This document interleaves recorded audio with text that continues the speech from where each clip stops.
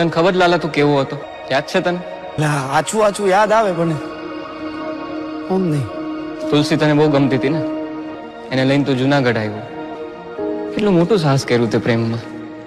પ્રભુ એ ને 6 વર્ષ પહેલાની કેસેટ છે બધી, જૂની વાતો. પછી તમારા જીવનમાં ખુશી આવી, પણ એ ખુશી તે વેડફી નાખી લાલા.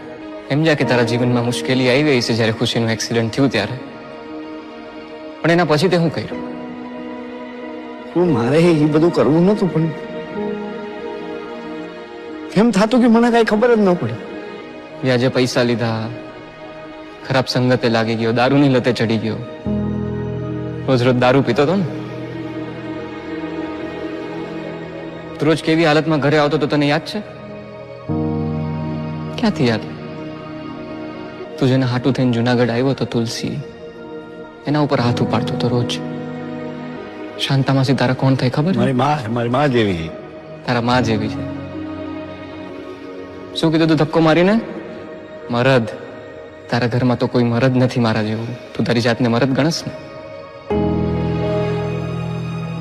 હલવાઈ ગયો હો આ ઘરમાં, નીકળી નથી હકતો.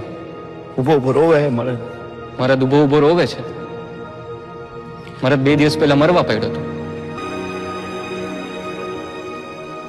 લાલા તને શું લાગે છે કે મરવાથી બધું સારું થઈ જાય?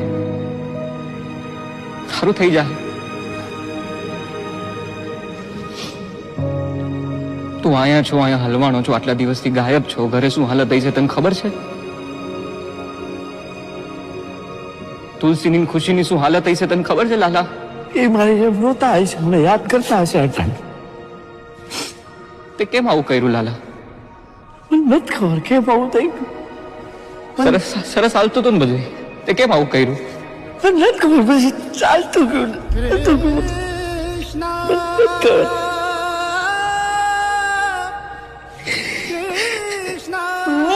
પપ્પા ક્યારે આવશે?